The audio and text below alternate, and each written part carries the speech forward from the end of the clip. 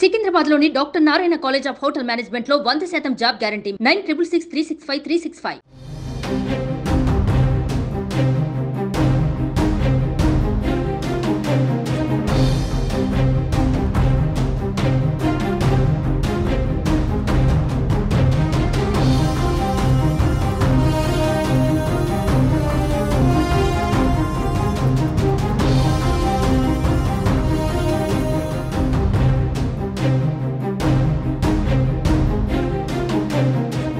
ఆంధ్రప్రదేశ్ ఎన్నికల్లో ఘోర ఓటమి పాలైన వైసీపీ పార్టీ భవిష్యత్ కార్యాచరణపై ఫోకస్ పెట్టింది. ఇప్పటి వరకు తన ఆఫీస్కు వచ్చిన నేతలతో ఓటమిపై విశ్లేషణ చేసిన జగన్ తాజాగా ఇటీవల ఎన్నికల్లో గెలుపొందిన ఎమ్మెల్యేలు, పోటీ చేసిన అభ్యర్థులతో కీలక సమావేశం నిర్వహించారు.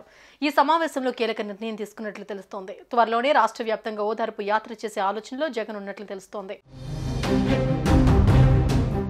పార్టీ సమావేశంలో పాల్గొన్న నేతలకు జగన్ దిశానిర్దేశం చేశారు. ఎవరూ భయపడాల్సిన అవసరం లేదని వైసీపీ చీఫ్ జగన్ ధైర్యం చెప్పారు. ఓటమి కేవలం ఇంటర్వెల్ మాత్రమేనని పేర్కొన్నారు.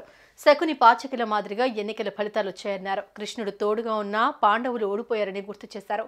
చివరికి ప్రతి ఒక్కరూ అర్జునులా విజయం సాధిస్తారని చెప్పారు. కార్పొరేటర్లు, జెడ్పీటీసీలు, ఎంపీటీసీలు ఎవరూ భయపడాల్సిన అవసరం లేదు. మరో 4 ఏళ్ల వరకు అవిశ్వాసం పెట్టే అవకాశం లేదు. 40% మంది ప్రజలు మన వైపే ఉన్నారని స్పష్టం చేశారు. ఎన్నికల తర్వాత కొన్ని ప్రాంతాల్లో కార్యకర్తలపై, నేతలపై దాడులు జరుగుతున్నాయని జగన్ తెలిపారు.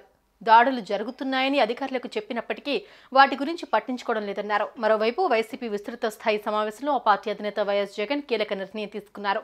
రాజకీయ దాడుల్లో గాయపడిన వారిని, వైసీపీ ఓటమి కారణంగా మరణించిన వారిని పరామర్శించనున్నారు మాజీ సీఎం జగన్.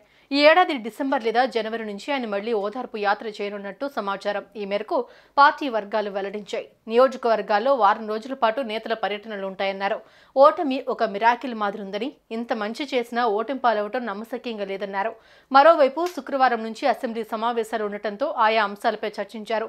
అసెంబ్లీ సెషన్స్లో ఎలా వ్యవహరించాలి, ప్రజా సమస్యలపై ఎలా పోరాడాలి అనే దానిపై వైసీపీ నేతలకు జగన్ దిశానిర్దేశం చేశారు.